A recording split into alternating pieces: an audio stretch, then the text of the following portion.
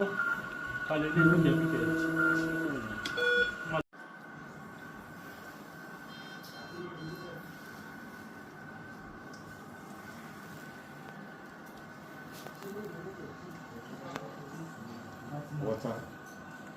Nothing.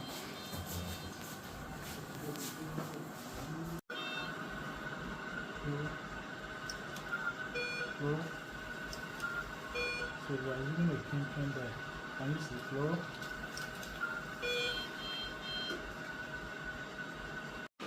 So this is the PUJ, the little PUJ. So you have to maximally pronate and then all the way to be able to negotiate that PUJ because of the malrotation. So we are in now. Okay, so this is the upper pole. Okay, so but unfortunately the stone is in the lower pole, so it's a bit of challenge. So let's load our laser fiber. So that sometimes loading the laser fiber before you start scoping might be challenging. So just load it immediately you enter the PUJ. So that way your scope, the tip of your scope is still straight, so you can then be able to load it carefully without damaging your scope. Several tips and tricks for doing flexible lateral rhinoscopy in an ectopic pelvic kidney. So the first one is it must be done fluoroscopically because you are likely to run into trouble if you don't do it fluoroscopically. So the second tip is that load it immediately you get to the PUJ. Sometimes it might be challenging to load it before you get to the PUJ.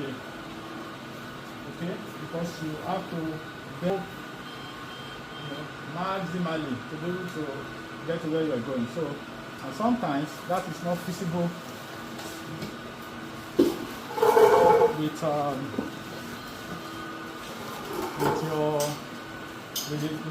the laser fiber within your scope. So if it's not feasible to load your fiber before you scope the upper ureter, where the problem is in the upper ureter. That's where the problem is. So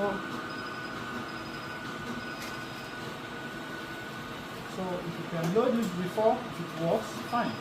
If it does not, then you load it immediately you get to the PUJ.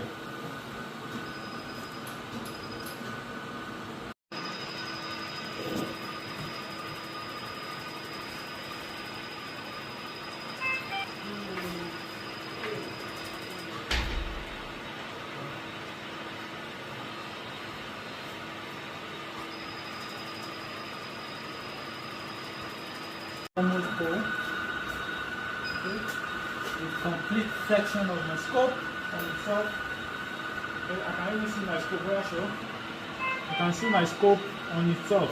That was the PUJ. With complete flexion, I am able to see my scope. Okay, look there. See.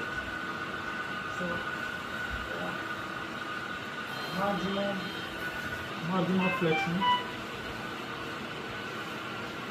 So that.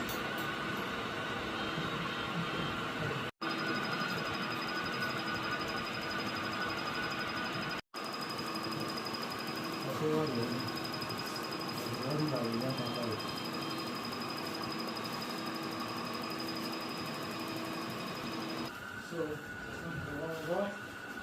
thank you everyone.